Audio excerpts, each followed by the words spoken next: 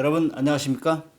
오늘은 6월 12일 날 보도된 해군의 네 번째 이지스함이 7월경에 진수할 거다. 그 함명은 정조 대왕함으로 결정됐다. 이 보도가 있었어요. 이 배는 그럼 뭐가 달라지느냐? 미사일도 지금 가지고 있는 거는 170km 외곽에서 날아오는 미사일 격추할 수 있도록 되어 있는데, 이 미사일도 그게 SM2예요. 스탠다드 미사일 2. 그런데 이 미사일이 SM6, 스탠다드 미사일 6로 이제 업그레이드된, 성능이 업그레이드된 게 이게 여기에 실려진다고.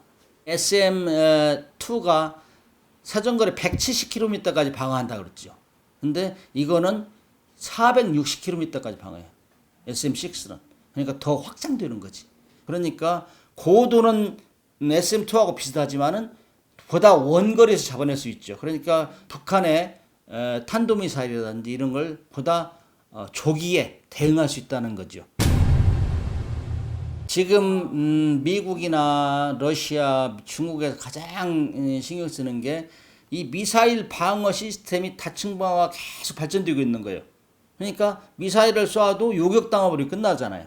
그러니까 요즘에는 이스칸데르 같은 거 가다가 이 풀업 기동하는 게 요격을 못하게 회피하는 거지. 자기가 상대 그런 거를 지금 북한이 만들어내고 있잖아요. 근데 그거는 우리뿐만이 아니라 미국이나 중국이나 러시아도 지금 굉장히 어려움에 봉착해 있어요.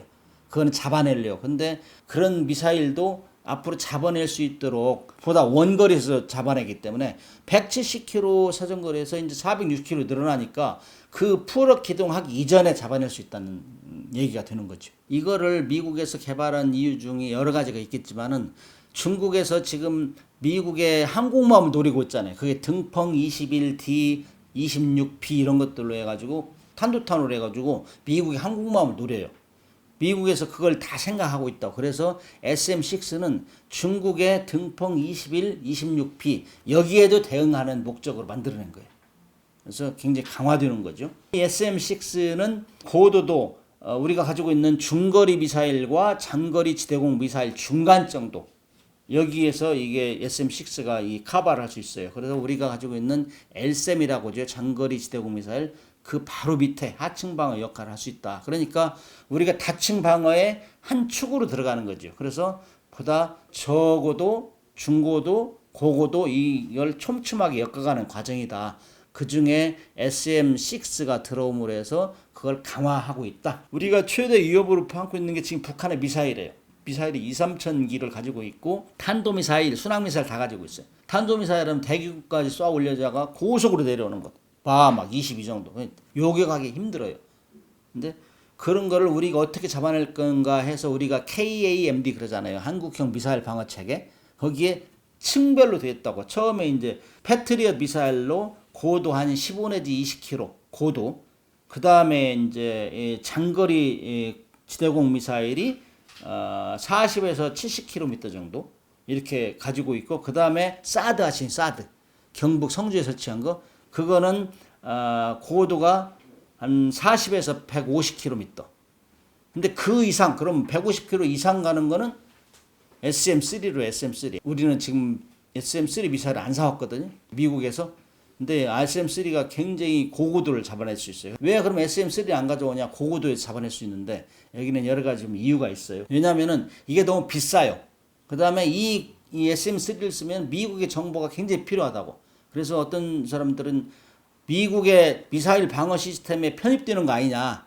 그래서 중국에서도 반대한다고. 야, 한국 너희들 자꾸 중국, 미국하고 짝짝꿍 하는데 하지 마. 이렇게 해가지고 막 압력을 하고 이런 이유. 그 다음에 이제 북한이 우리 한국을, 남한을 공격하려면은 아주 고고도 막 대륙간 탄도탄 이런 거 필요 없다고. 노동미사일 1300km 뭐 이런 거 다 제주도까지 다 커버하잖아요.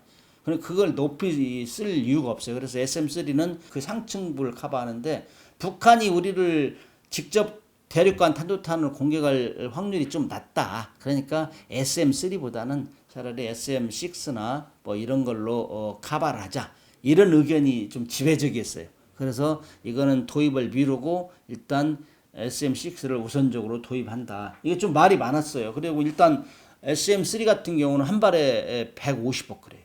150억. 한 발에 미사일 한 발에 150억. 근데 이거는 SM6는 50억. 그러니까 3분의 1이죠. 그러니까 우리가 이제 이 방위 사업을 할 때는 자주 국방도 있지만은 경제 활성화 이런 것도 고려해야 되거든. 그다음에 돈이 적게 들어야 가는 가성비가 좋은 걸 해야 돼요. 그래서 이런 면에서는 우리가 그동안 심사숙고한 결과 이번에 SM6를 탑재해서 다층 방어를 강화하자. 한 34km 고도를 커버할 수 있어요. 이게. 그래서 이걸 하자 이렇게 지금 얘기를 했어요. 우리도 이제 군사력 세계 6위잖아요. 6위 정도 되면은 거기에 걸맞는 걸 해야 되고 백화점식이 아닌 정말 고슴도치 전략, 독침 전략을 수행할 수 있는 쓸만한 무기 체계를 만들어내야 돼요. 2022년 4월 달에 143위 방출이 하면서 미국으로부터 대외 군사원 조약을 사오는 걸로 했어요. 그래서 한 발당 50억이에요. 미사일이 SM6가. 그래서 이게 7,600억 군 정도 예산이 투입돼 가지고 된다. 그러니까 성능이 훨씬 업그레이드 되는 거죠. 기쁜 일이죠. 좋은 소식이죠.